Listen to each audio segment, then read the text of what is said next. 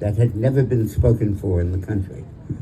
A minority that was, in fact, almost a majority.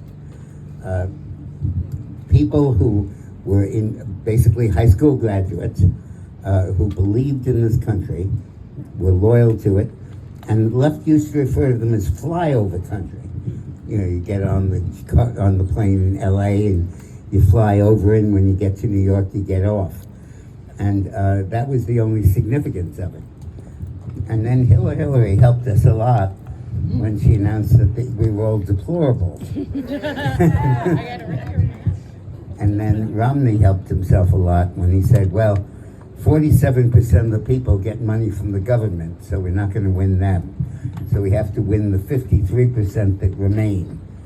And that was the kind of idea that dominated the Democratic Party, the Republican Party, and its thinking during this period. They just looked at the map, they looked at the issues, and they just backed off and ran screaming. In fact, after the election of 2004 or 08 rather, the Republican Party had a big study about why they lost the Latino vote. And they said the answer was immigration. They said that if we took a strong position against more illegal immigration, and we were aggressive on that, we would win the Hispanic vote in the future. And what nobody counted on was that the Latinos did not want the MS-13 gangs from El Salvador coming into their neighborhoods, that they were as opposed to criminal gangs as anybody was. And then when the left basically said, open the doors and let everybody in, the Latino voters who were already here said, oh God, not that. That's why we fled these countries. That's why we left Nicaragua and Venezuela and El Salvador and all of the country, Cuba, and all of the countries that had repressive regimes and outbreaks of huge amounts of crime. That's why we left. And Trump understood that, and nobody else did. And as a result of that, and Trump speaking for people who have been not accepted, not designated by the establishment, he spoke for those who were not remembered, for those Americans who basically were not forgotten, they were just never recognized. And unless you were part of a protected Democratic minority, they didn't know you existed. And Trump really broke through that and understood that these are Americans, these are hardworking people, and these epitomize the values that we all need and we all share. So Trump's election was kind of a revolution. It, frankly, was more of a coup d'etat, where he took over the Republican Party and changed it from a party of elites and golf courses and country clubs to a party of average people facing the problems that average people do. And he revolutionized the Republican Party, brought it back from the country club to the amusement park,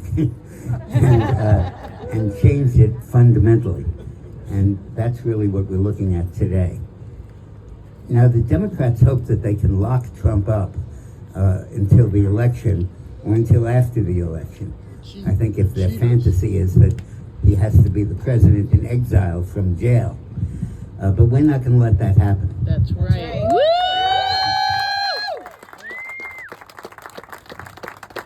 We understand that these charges against Trump are completely, and here you have to pardon the pun, trumped up. That's right. They're entirely phony. They're kindled by the Biden White House. They couldn't beat him in the vote, so they tried to beat him in the court. And that's really what we're looking at here. An effort to, not to win democracy, but an effort to subvert democracy. And how ironic that Biden's campaign theme is that he's the one standing for democracy. Well, Trump isn't the guy who's been trying to lock his opponent up. Right. Trump isn't the guy who makes his opponent show up in court and get off the campaign trail. Trump isn't the guy who censors the laptop or news of the laptop a few days before the election so that you can't possibly know what you're voting for if you vote for Biden. Trump is the one who takes all of this on and wins it and explains it to the American people.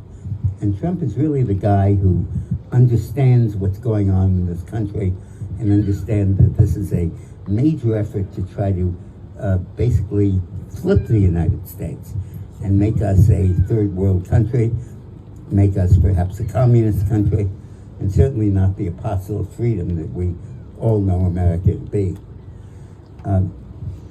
I think that the fundamental point of the Trump campaign is that America has a place in politics. Pro-Americanism has a place in politics. The majority of the people side with that and support that, and that we are not going to be derailed or sidetracked by those who hate this country. We love this country, and this country is...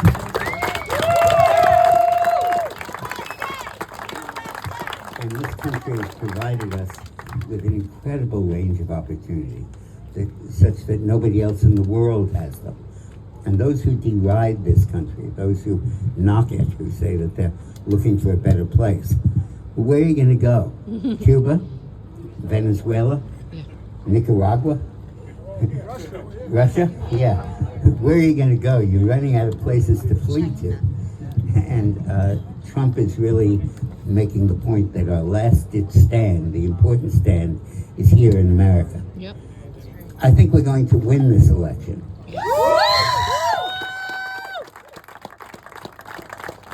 I think we're going to win it by a good margin. That's right. Since 2004, From your lips to God's ears. well, I talk to him anytime the line isn't busy.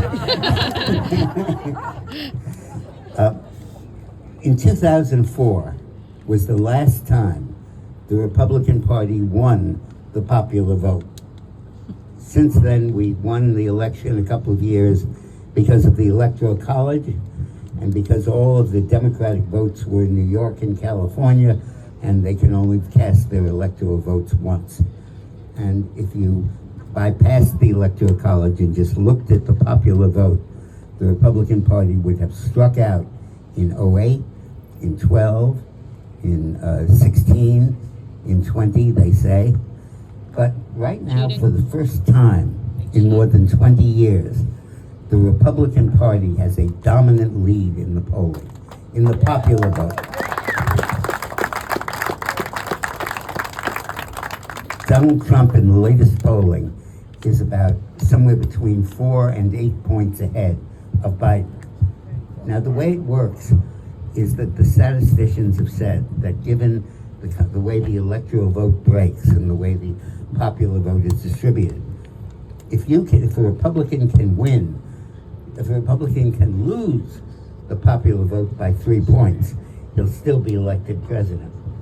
So we are about 5 ahead. It really means we're 8 ahead.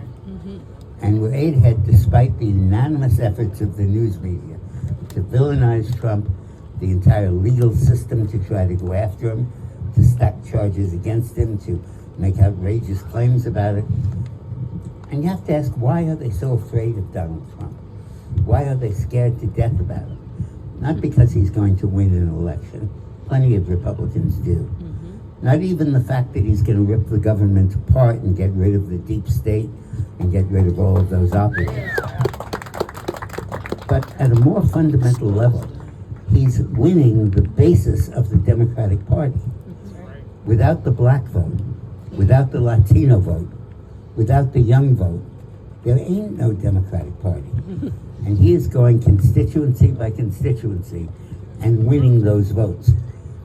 The idea that Donald Trump is actually carrying the Latino vote at the moment by about 48 to 43. The notion that we are competitive with the black vote, are getting about a third of the black vote, whereas normally we get about 8%. The idea that he is winning overwhelmingly among young voters is totally incredible. We are winning the votes of people under 30. We're particularly winning the votes of people under 25. And why?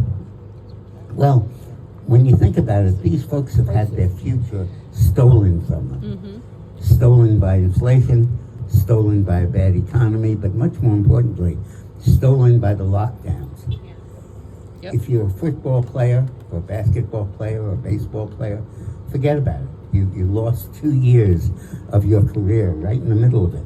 So your chances of making it are almost nil.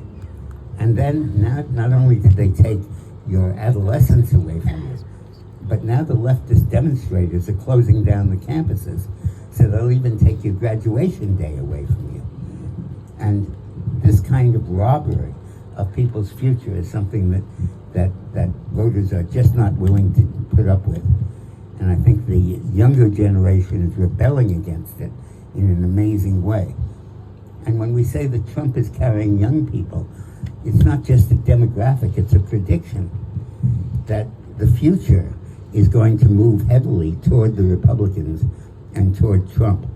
They've had enough of the liberal democratic experiments. They've had enough of hearing that balanced budgets don't matter. I hope you'll forgive me, but the last guy I worked for balanced the budget for 4 years in a row. And nobody's done it since. And it takes the discipline and the focus of a Donald Trump to restore the values to our country and the values to our economics. And I think he's been able to do that in an amazing way.